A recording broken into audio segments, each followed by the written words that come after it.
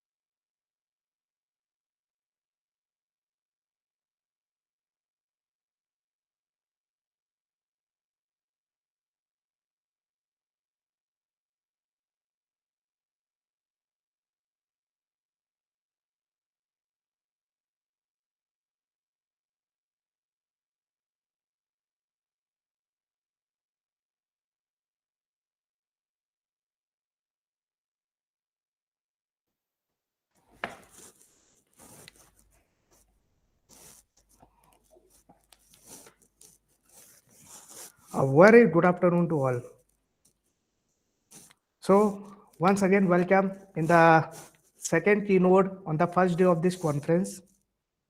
So we have a Dr. Seyedali Mirjalili, a Center for Artificial Intelligence Research and Optimization TON, University of Australia.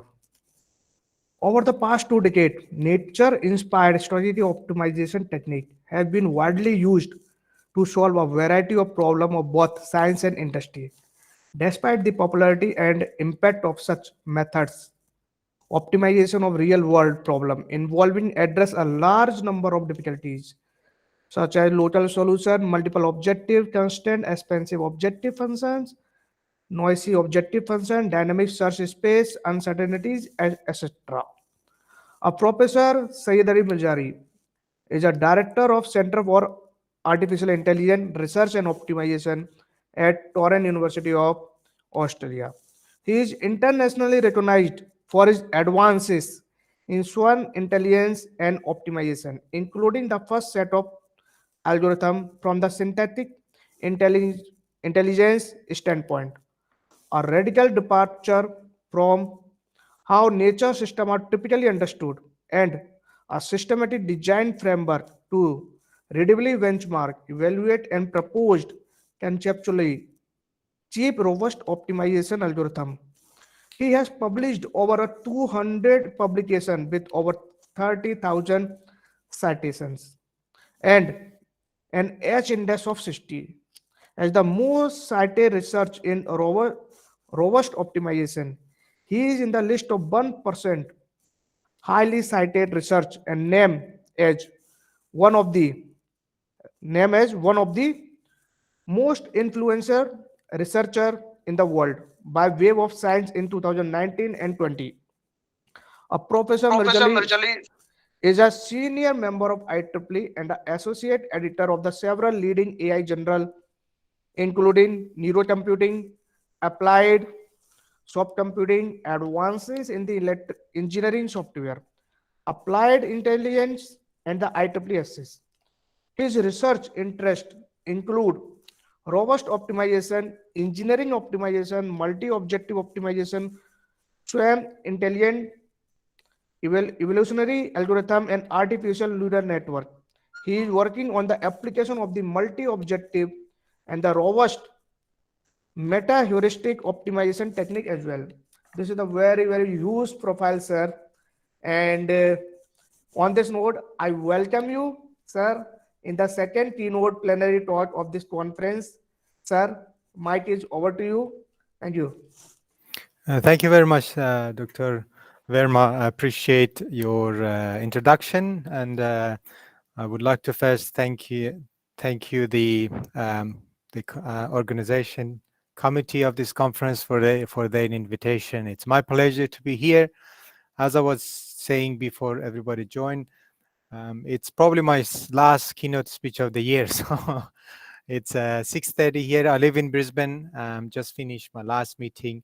So this will be my last session too. And if I can ask the audience to turn on the camera if they can, I get energy from them really. I spend the whole year, looking at Zoom, the black screens and the white letters. I really get energy from seeing people. So if you can have your camera on, I'll be very grateful. So welcome everyone to this session. I will share my screen.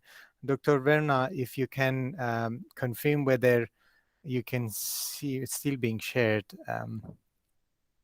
I will make a start once can you see my screen? Yes, sir. Yeah. All right. So welcome everyone to this talk. I'll start with myself. I'm the director of a research center called SoCTA, Center for Artificial Intelligence Research and Optimization. A lot of academics have the luxury of inheriting a research center when they get promoted to associate professor or professor. But I was lucky enough, I think, to be asked to establish a new center. So I'm the founding director of the center, and I have to find a way to put the optimization in the DNA because it's my area, right? Something I spent the last 2 decades of my life. So the name is there. Obviously, we've got a strong international collaboration, expert in swarm intelligence, optimization, machine learning, robotics, and obviously focusing on applied optimization and machine learning as well. So we've been able to work with a large number of academics and practitioners in both science and industry. And basically what brings all of us around the table is problem. Obviously, machine learning is quite emerging, optimization is quite emerging, and everybody wants us. It's a good area space to be. So today I'm gonna probably spend 30 minutes of your time and my time to discuss and explain optimization problems and algorithms, right? As Dr. Verma mentioned, you know, we've seen, a large number of optimization. We've seen a large increase in the complexity of optimization problems, um, and the demand for optimization algorithm has been there, but it's still, increasing and accelerating over time.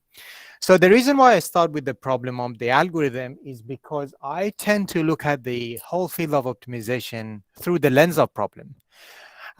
Often people come to us and ask, what's the best algorithm, in 2021, 2022, what's emerging? It's a good question, don't get me wrong, but fundamentally, it's not a correct question. It's fundamentally, you can't answer it before knowing the problem, right? And a good analogy that I always give to my student is a lock and a key, right? When you have an optimization problem, it's like you have a lock and you try to open it, right? So if you, for example, if you accidentally leave your key in house and locked out, you don't just ring the key smith and ask for a key. You don't go and grab a key and come and open it. You have to ask them to come and analyze your lock, right? They sometimes build, or they have some master keys to help you to solve your problem, basically. That's exactly why I'm going to spend maybe half of this presentation to discuss the type of optimization problems, the challenges, the complexities, and also the common components, because understanding the problem is the most important stepping stone to finding the right solution or the right algorithm. So after I do that, I would then focus on optimization algorithms.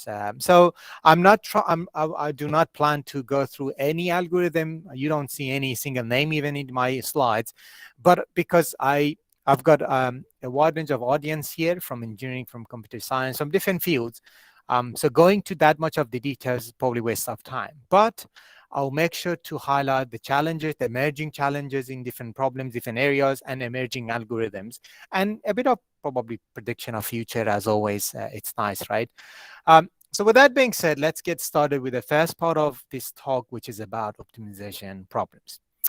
Any optimization problem on this planet, or in other planet even, right, from designing something at the nanoscale level to rocket, spaceships, and stuff like that, they all have the same key components. We have, and by that I mean three main components. We have a set of inputs. I use the term system first of all because to refer to the problem, right? It can be a simulator that calculates something for us. It can be, something experimental. It can be a device. It can be anything. That's why I call it a system. So we have a set of inputs, which is often called variables, parameters, unknowns, decision variables, and so on. But I call them inputs because we feed the system with those inputs, and the system spits out some outputs, right? So the outputs are often called cost functions, objective functions, merit functions, fitness function, and so on. Because I don't want to avoid that sort of terminologies, I use just generic names, inputs and outputs. So obviously, when we change the input, usually the output is a function of the inputs. When you change the inputs, you get different outputs. But also we have some constraints. The constraints limit the systems, right? They are usually applied to the inputs. Sometimes there should be a special relationship between the inputs. Sometimes some inputs might be over the other inputs and so on. So with those sort of constraints, you limit the system. So that means not all the outputs are acceptable now. Some of them might not be acceptable. Yes, you can still calculate them, but they are not acceptable. After you identify those three components, and to be honest, it's a challenging job by itself, and often when people approach us with their problems, the first thing I would get them to do is to grab a piece of paper or open an Excel file, one column input, one column constraints, one column output. Now list them all for me. Let's discuss. And often we end up saying, okay, your problem is not optimization, it's a regression problem, it's a prediction problem, it's a classification problem. So a lot of people mix up these things. And even when it comes to optimization, we have single objective, multi-objective constraints, etc., etc. So this will help us just understand, identifying those three components will give us the ability to narrow down our search much, much easier, right? And going back to this in analogy, right, it will help us to at least understand what type of key we need, right? Okay, we don't know exactly the key, but we know that what type, this type, that type, or that, the last type. After doing that, then we get people to formulate their problems, right? So obviously, without the loss of generality, I'm just saying minimize the inputs, which is a function of all the, minimize the outputs, sorry, the function, which is a function of the inputs subject to not violating the constraints, right? And after we do that, this is where the optimization algorithm comes into play. An optimization algorithm tune the inputs while watching and keeping an eye on the constraints and the output, right?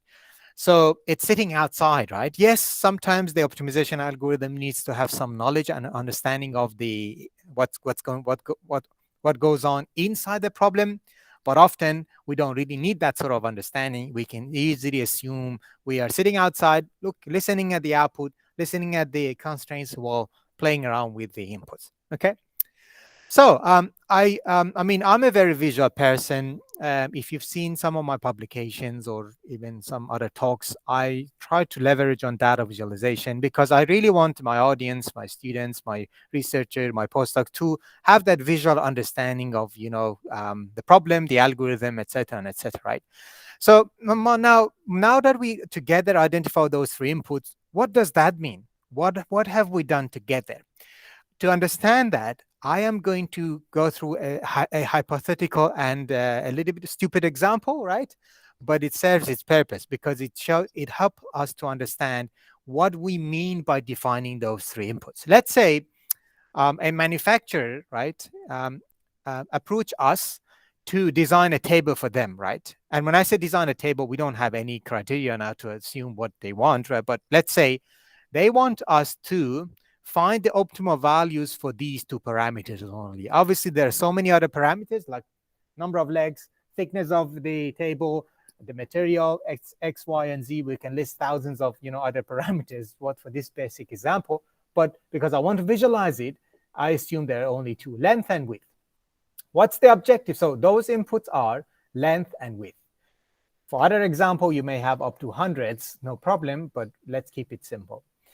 Next thing, we need constraints. The constraints can be a linear relationship between these, non-linear. It can be a wide range of things. I just assume, all right, I'm just going to be from 2 to 7, 2 to 7, right?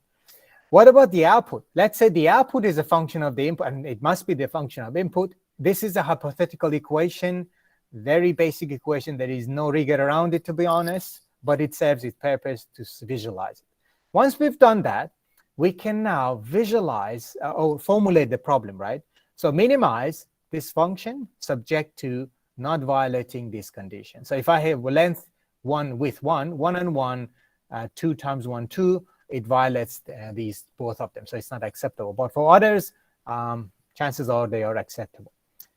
So now that we have this, I'm going to go back to the earlier question. What have we done together? We have formulated a problem, or in other words, we have created a search space. What does a search space or search landscape means? Well, so search space is all the possible solution to a problem, right? Imagine how many values we can assign length and width, 1, 1, 1, 2, 1, 3, assuming with an assumption that these are discrete values.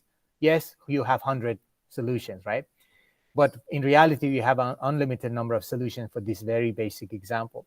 But what I'm trying to show you now, what I'm trying to visualize is the search landscape, right? So yes, we have X and Y, width and length, and Z-axis is the objective. So inputs compared to the objectives. So let's go through some designs. Let's randomly create some design. Both of them 10 gives that point.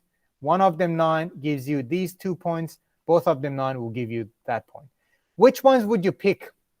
If you were to minimize the output, you would say this one because it's the minimum value. But remember, there are a lot more solutions. Let's keep going.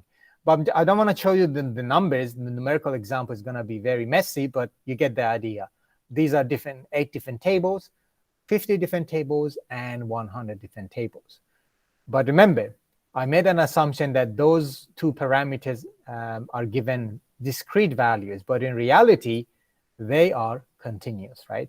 Well, there's a glitch, by the way. I shouldn't happen. When I converted my slides to PDF, I don't know, it's crazy. It removes those outlines.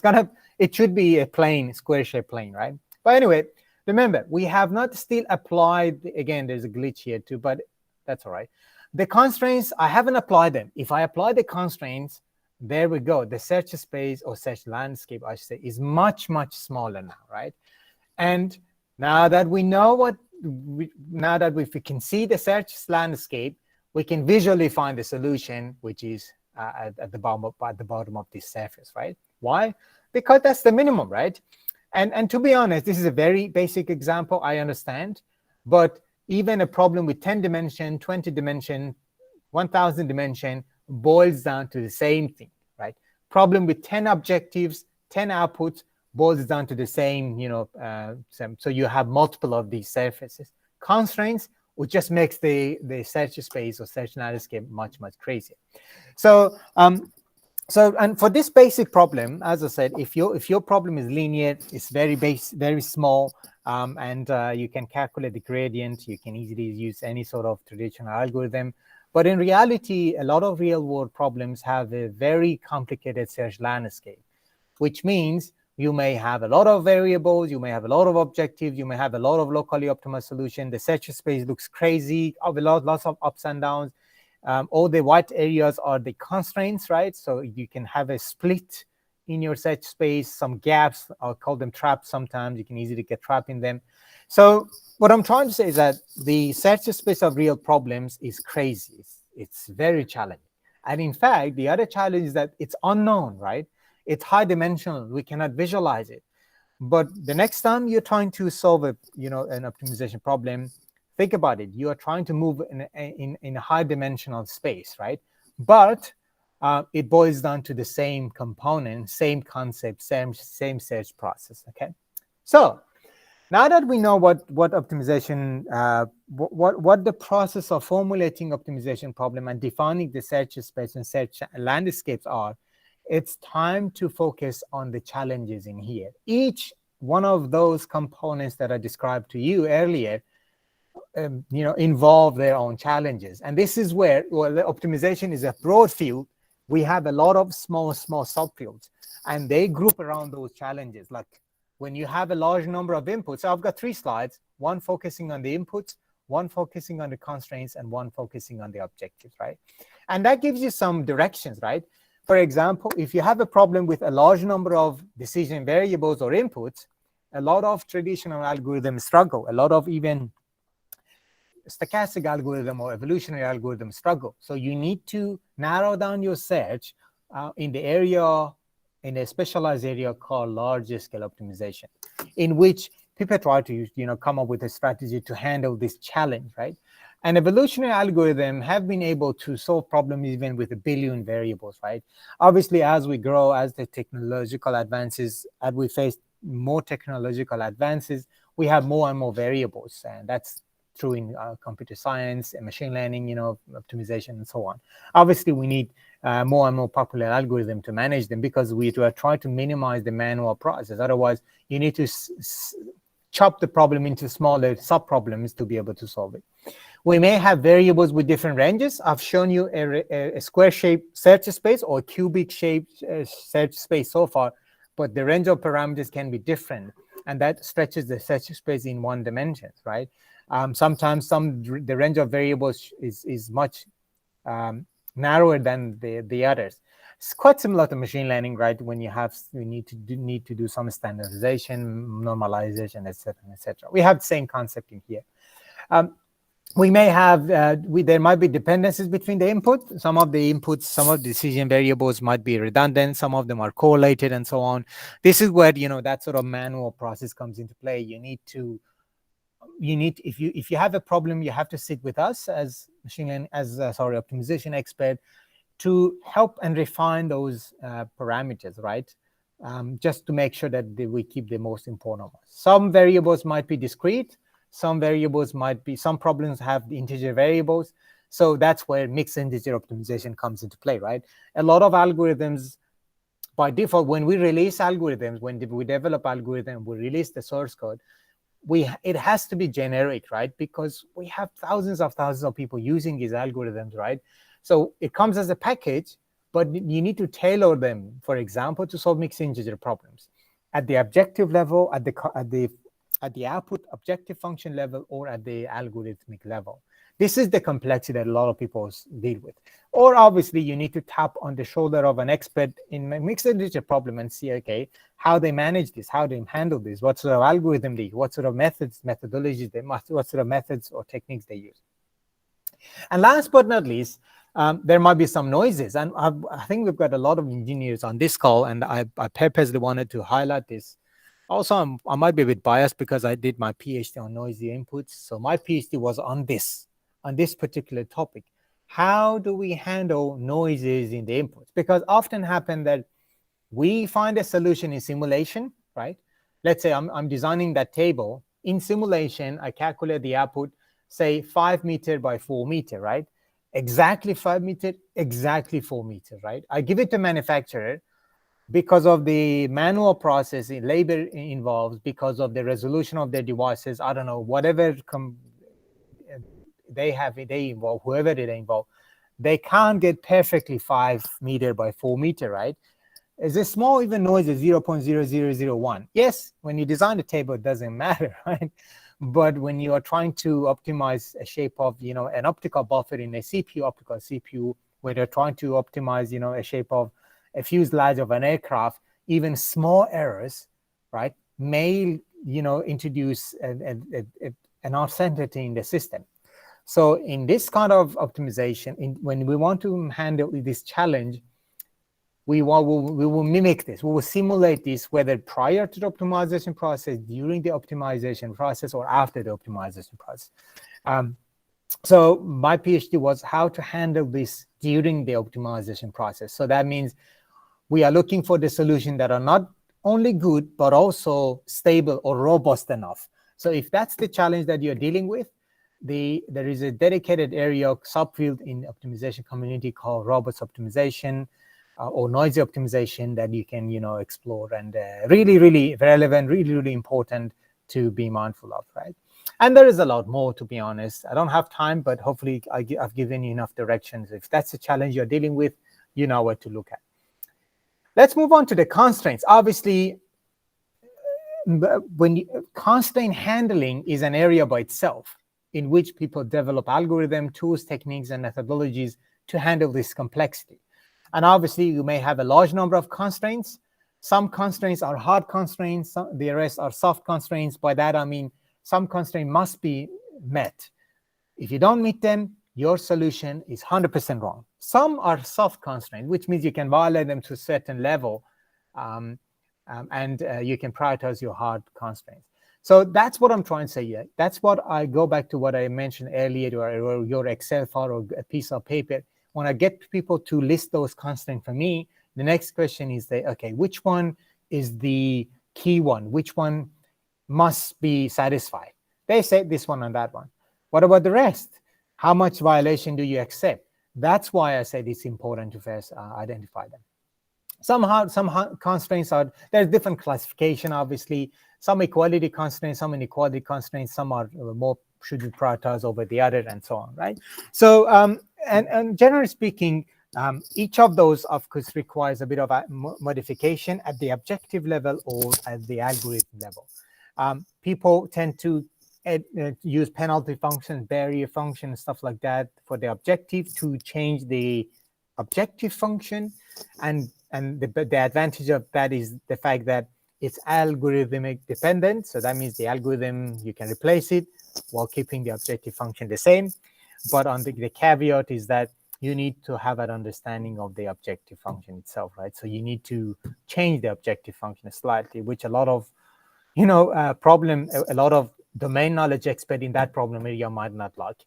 On the other hand, you may change the algorithm level. So that means, for example, in the genetic algorithm, when you use roulette wheel or tournament selection to choose two of the individuals, right, and cross over them and apply mutation before moving them before creating the individual to the next generation, you may favor them based on the constraints. If a parent violates the soft constraints, or if one of the parents violates the hard constraints, you just take it down straight away, or you can give them less probability of being selected for the reproduction of the process, right? So yeah, again, if that's an area that you're interested, or yeah, that's the challenge that you have in your problem, you should be looking at the literature of constraint optimization. Just to show you what I mean by equality and equality constraints, and usually designers gives us these limitations to favor some of the solutions over the rest. For example, one manufacturer might gonna ask me, look, I'm gonna create tables for a specific need. It must be rectangular. So length and width must be identical or equal. So take a look at this. By just adding one equality constraint, the search space is now substantially smaller. So usually hard constraints, equality constraints are the challenges that people deal with in real world problems. And in reality, a lot of time, this is what you are dealing with.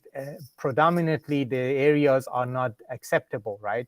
This is where the algorithm can't start with even a solution. For example, if it's a genetic algorithm, you might end up with a population of 50 solutions, all violates the constraints.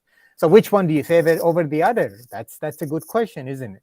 So that's what I'm trying to say. For example, we were working on with one of the universities in UK a few years ago. They had this. They want to optimize the compressor blade of jet engine, and these CFD problems, as you know, are super challenging, super computationally expensive, and also super challenging in terms of constraints. You keep violating the constraint. You fix one, the other gets violated. So we ended up really asking them, can you give us some design to start with? Can you give us some airfoil of cross sections of those compressor blades to start with, just to be able to start the optimization process, let alone to converge and find something better?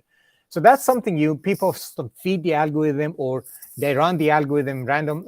They create a generate random solution until they find something reasonably good or feasible to be able to feed the next time the next algorithm. So there's so many techniques out there. You just need to, if that's a challenge you're facing, I highly recommend you to look into that literature. Last but not least, objectives. Yes, I've shown you so far one objective, but yes, in reality, problems have multiple objectives, and those objectives are in conflict, which means you're trying to address one of them, the other, shows poor results, and vice versa. How do you find the trade-off between those objectives? And whether there is a trade-off between those objectives? Yes, some people tend to combine those objectives and merge them into a single. Some people maintain the multi-objective formulation. Whatever you do, you need to understand the pros and cons, obviously. And also, you need to find the right algorithm, right? What works well and there are different, obviously, areas in here, things like priori optimization, posterior optimization, and so on. And when the number of objectives increases, the challenge, the complexity substantially increases at the same time, right? So you can imagine for every single objective, you have one of these to search, right? One of these search spaces to search, okay? And the problem is that if you have 10 objectives, let's say 20 objectives, all solutions are good, right? Because it's a trade-off between the objectives. This is where an emerging area, started to, an area started to emerge a few years ago called many objective algorithm of optimization, right? So multi-objective, 3 to 5 objectives are quite manageable, honestly, because you can favor one solution over the others, right? That's that you can compare them. But as soon as you go over 5 and many, this is where the many objective problems comes into play, right? So if you are doing research, sorry, there is an automatic switch here. It switch off the lights. Anyway, so I'm back here. So if you're doing your PhD now, if you're at the beginning of a PhD, or if you're a postdoc, or if you're a researcher, interested researcher, and you want to, make some investment of your time and energy, probably that's something you should be looking at, many objective, because you can build your brand and your reputation on that area, right? Not many people are leaning towards that. It's a very fresh area, really emerging, and you can mix it with other challenges too, and build your brand and your name, and associated with that sort of area in optimization community. But you get what I'm trying to say. So many objective, multi-objective are quite emerging. area. Dynamic objectives. So far, I've shown you static search spaces, right? But think about it. If in a robot navigation problem, let's say, or self-driving car, where you have to, things change in a fraction of seconds, right?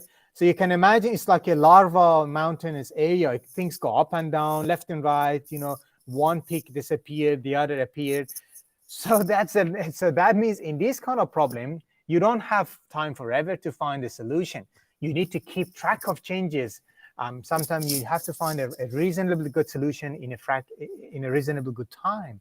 So dynamic objectives are also a challenge. So dynamic optimization or dynamic optimization is an area, very active area. And often in real-time application, that's the sort of thing you need. That's the sort of that's the type of problem you are facing and challenge. And last but not least, I think I briefly mentioned on that, there is a large number. Recently, people tend to consider more modern objectives because the technology is growing now. We have a lot of algorithms that are capable of addressing this challenge. Just to quickly put that in perspective, yeah, multi-objective is one of my favorite areas, to be honest. And I really want you to have the understanding why we are saying it's much more challenging. I'm going to add another objective, price, which is a function of, again, those two parameters, length and width. And let's say we want to minimize both of them, okay? Now, the challenge is that we are looking for trade-offs, right? For these kind of problems, there is no longer one solution. You have a set of solutions called Pareto optimal solution. Why? I'm going to show you an example. Take a look at these two tables. We're going to minimize F1 and F2, right? Which one of these tables would you recommend me to buy, right? The first one, if I want to minimize both weight and price, the left one is 2 kg, but it's very expensive. I don't know why, probably made of a good material or a good brand. Right one, cheap, sorry, it's heavy, but it's cheap. So which one is better? We don't know, right? Yes, I have to give you some of my preferences. I would say, look, I'm looking for cheap stuff, right? Doesn't matter how heavy that the table is, I don't care. I'm, let's say, a manufacturer.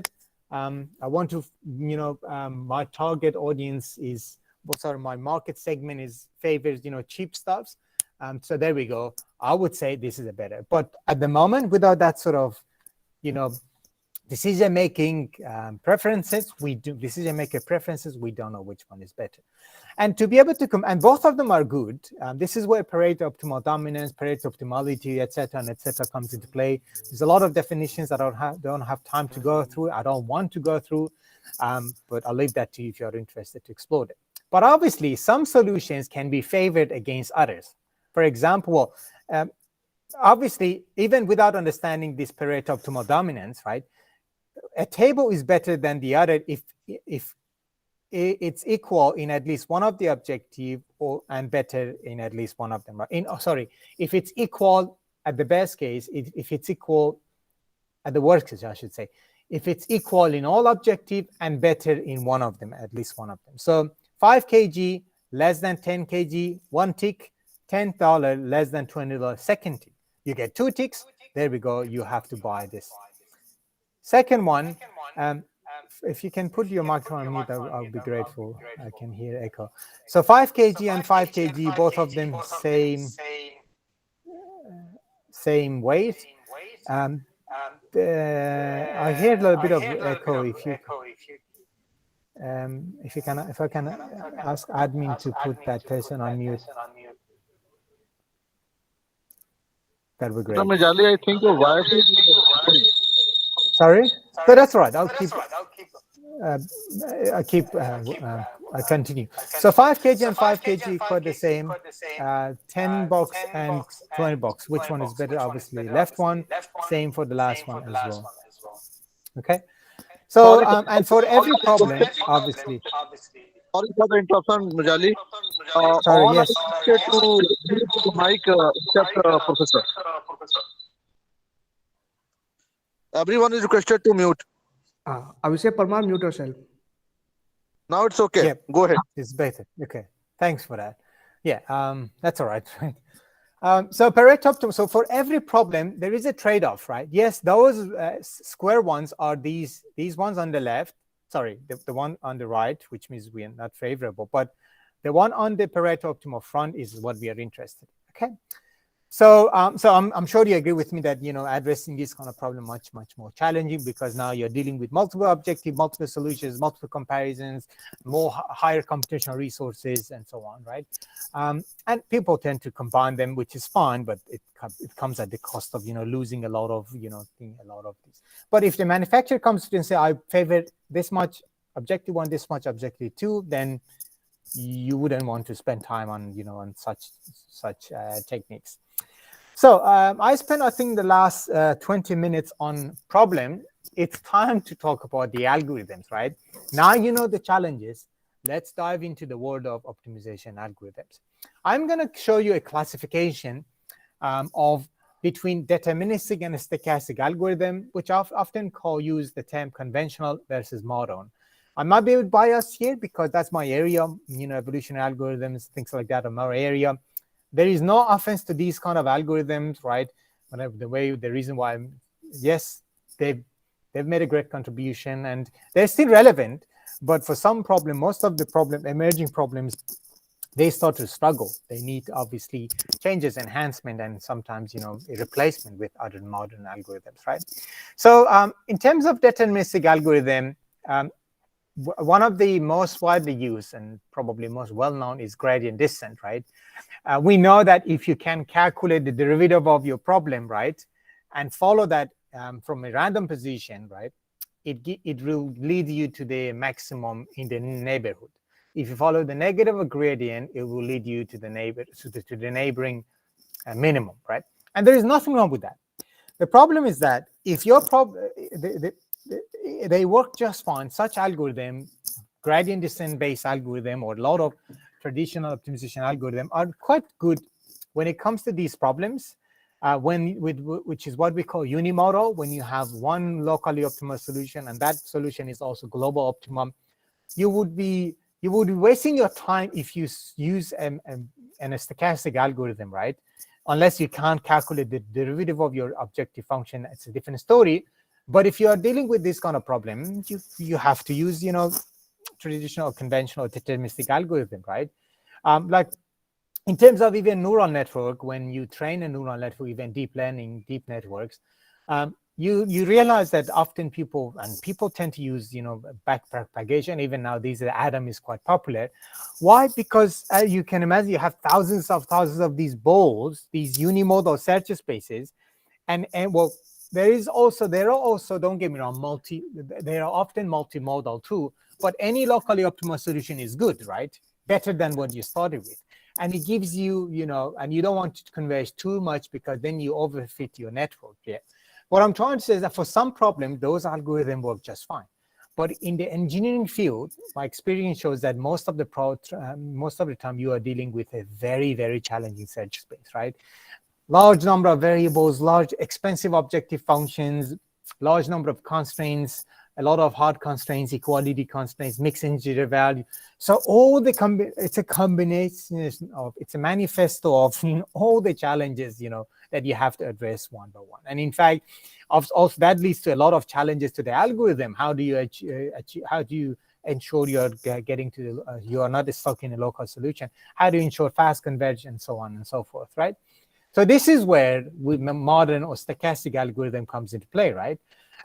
They incorporate, they leverage on the stochastic mechanisms simply to be able to handle those complexities that I mentioned earlier in the problem area. But obviously it comes at the cost. What are the advantages of a gradient descent algorithm, for example? Think about it. It's reliable in finding the same solution. It requires less number of function evaluation. It quickly converges to a solution. On the other hand, they usually get trapped in locally optimal solution. They have low chance of finding global optimum.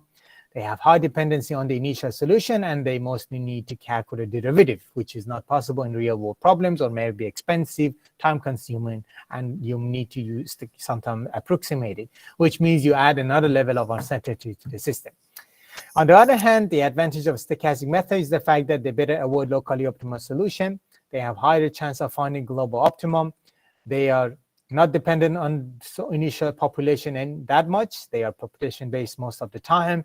And they do not need, they are black box optimizers, right? And that's why you've heard a lot about them recently. Obviously, they are computationally more expensive and they find different solutions each time because of the stochastic nature.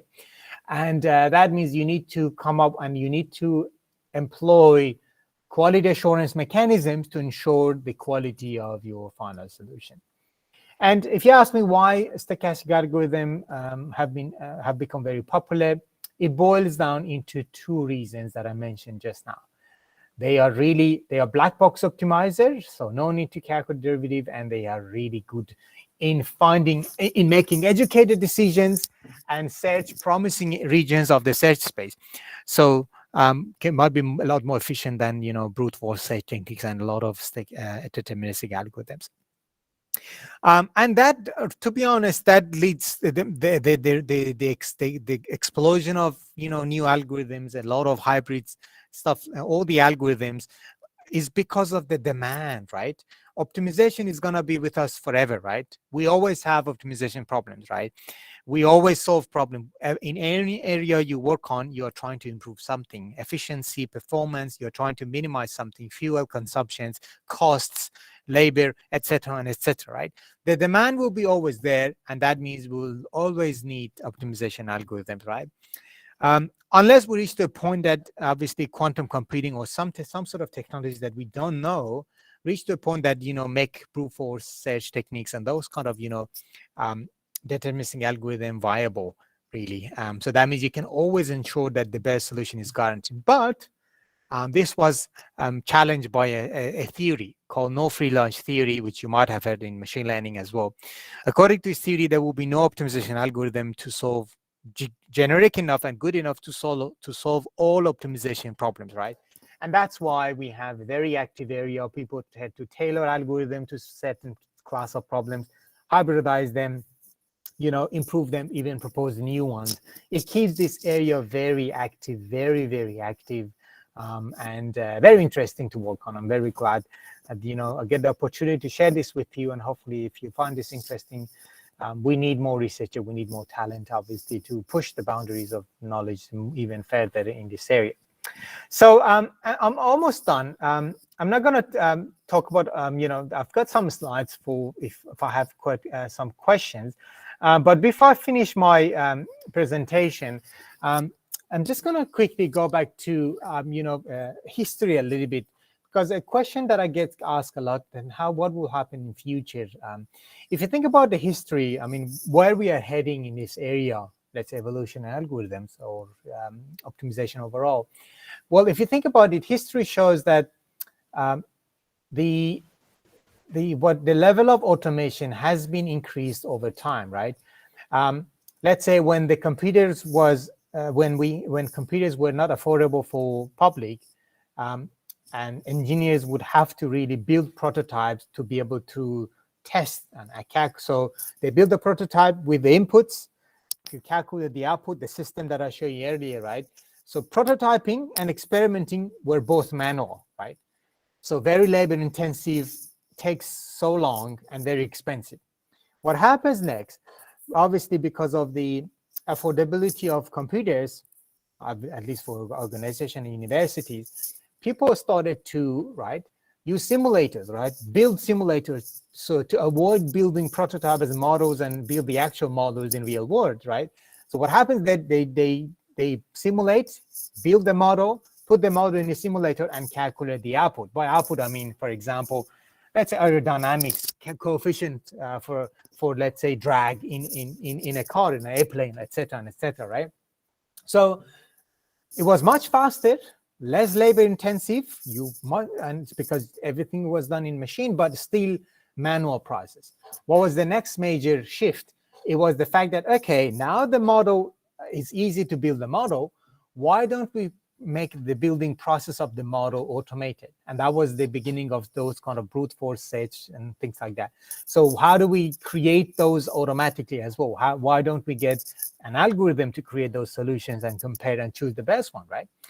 So the autonomy is there, isn't it? As you can see, if you think about the x-axis as time, the y-axis automation in the field, overall, any sort of computing system, it is increasing, right?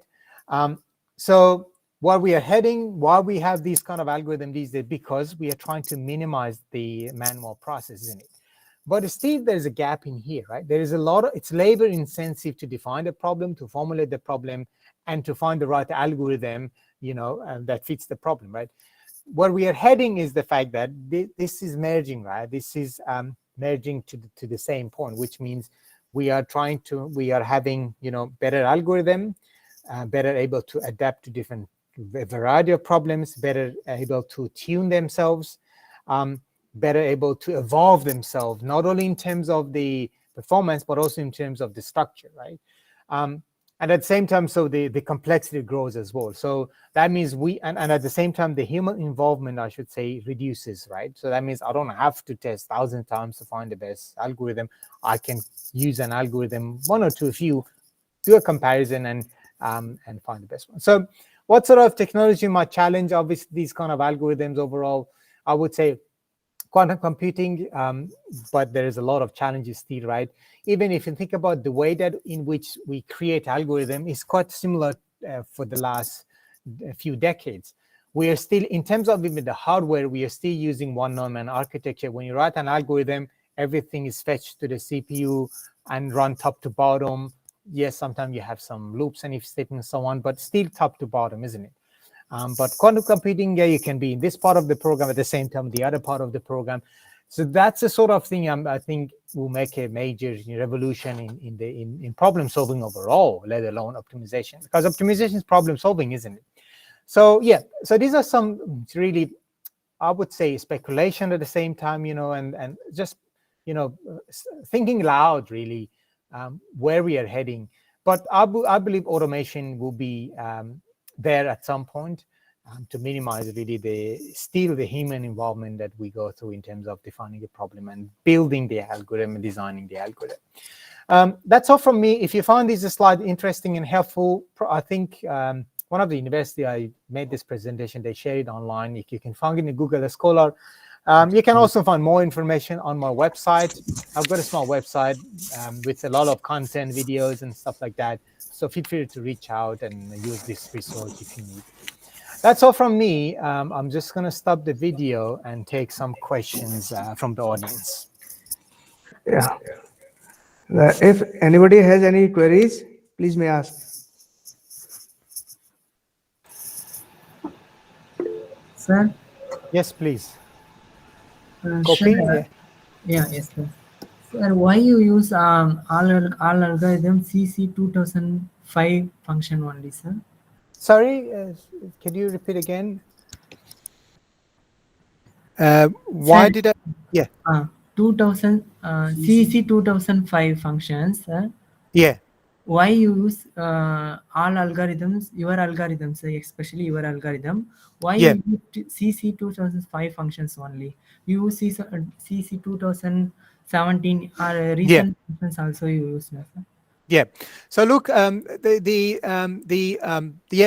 a CEC conference that created these expensive functions, for competitions, which is good, but there is a shift factor. Some of them, is a little bit difficult to use. They have they incorporate some sort of random shift in them, which I've often find a little bit, biased when you use them. For example, if you think about it, it's like, two racing cars racing on different tracks, right? Sometimes, and every time they race, you are changing the track so they can adapt. But yeah, in a nutshell, I would say it doesn't matter what sort of test function you, as long as you use enough number of them with diversities, and also you use some enough quality assurance techniques to ensure that the comparison is fair, statistical sound, you can still prove your point. But I get your point. There's a bit of debate around this, that how many is enough, how many test function is enough, and you probably you've read my paper as well, but you've realized that at the end of my most of my papers uses, or most of my students also use some sort of engineering case study. Because at the end of the day, we are designing those algorithms to cater a need, it solves a problem. And that's where the real challenge begins, right? Yes, test functions are good. Some of them are, mimic what happens in real world. But until you test it on the problem, you don't see the real challenge. Though the other complexity that I mentioned now, like inputs, outputs, constraints, all those things come into play. So yeah. Sir, in online only 23 functions only available, sir. In remaining 7 function, competitive function, how to get, sir? Sorry, I don't get this question. In online, sir, only 23 test functions only available, sir. What is Arlene? In your page, sir. Sorry? Are you talking about a repository or website? Yes, sir. Your website My only. website. My website. Yeah. My website. Yeah. Yeah. So only 23 functions only available, yeah, sir. because if you read the licensing of CEC test functions, they explicitly mention that we are not allowed to share those test functions at different platforms. So if you're interested to find them, I think Professor Suganthan, he shares through his website. So but I'm not an author of those. I never attended those competitions, so I can't share it. That's why. Okay, sir. Thank you, sir. Thank you, sir. Any other question? Sir, I have one question. Maybe a bit more generic that everybody in the audience can benefit from. Yeah. Amitosh, you just switch on your camera while asking the question. I request all the participants switch on their camera while asking the questions. Yeah, Amitosh, you may. Yes. So my question is, I've been exploring the genetic algorithms for last 1 or 2 months. I've just gotten into this field as MTech scholar, finally a student. Nice. So my aim is to modify existing algorithms or create new algorithms which perform better than existing ones, right? The problem I'm facing is what are some well-defined problem statements or tools to benchmark performance of new approaches or my modified approaches? So, in terms of what Gopi was discussing, there are some mathematical optimization test functions that you can use. It's like test beds, right? You can compare, but obviously I don't know whether, because like I asked PhD student to focus on a certain problem as well to show that it works in real world as well, right? So if you're asking about how you compare them, which benchmark, there are so many other. I'm asking what are some real world problems that I can focus on to see if my tool actually works. This is a very difficult question to answer because we have so many problems. I mean, I would say look what you're passionate. Are you passionate in space exploration? Then go with rocket navigation, rocket path planning. Are you interested in agriculture? Go with some sort of optimization that area. So I would say find an industry that you are interested in. I can guarantee you can find thousands of problems. So you need to first understand. Or the other thing, you can collaborate with one of your peers or one of industry partner, right? And I think that's usually the best way. So you can ask your university to find industry placement for you, or you can ask your supervisor to connect it to an industry partner, and that's where there will be a problem, right? They have so many problems, and you can develop some algorithm for them to solve it. So that is actually very helpful. I'm currently working at Intel also, so yeah. I'll probably contact my manager. Yep, great. Thanks for the great idea. No worries. Thanks. Good afternoon, sir. Hello. Yeah. Yeah, my question is related to dynamic optimization, sir. Yeah. Normally in dynamic optimization, we need to recalculate the values of cost functions at regular intervals. Yeah. Right. But this will increases the overall computational time. Absolutely. Yeah. So is there any better way to go for the dynamic optimization? Yes. Or is this the only way? No, look, there are so many. I mean, I haven't done much research in that, honestly. I know some methods, but you're right. One of the challenges that you cannot reuse the history of, unless you create an archive from the many times you run the algorithm, if they are not that expensive, obviously, and use them at certain times. So you associate a sample point to a certain time because it's supposed to be the same, unless your search space completely changes over time too, and it will never come back to that point, then that's a very difficult challenge. Yeah. So, but I would say, look, people tend to use meta models, right? Right. And interpret. So imagine if I have, let's say, if I sample in time, right? Because usually those search spaces do not dramatically change. Sometimes yes, but usually it's a smooth change, right? Even in robot navigation, by the time that you rotate the camera, it's not like cut and here again, right? There's a bit of smooth transition. So you can, with that sort of, if you miss, let's say, if it's t and t plus 5, with the interpolation, you can create some sort of meta model. So if you look at it, pseudo models or meta model is one way to combat this.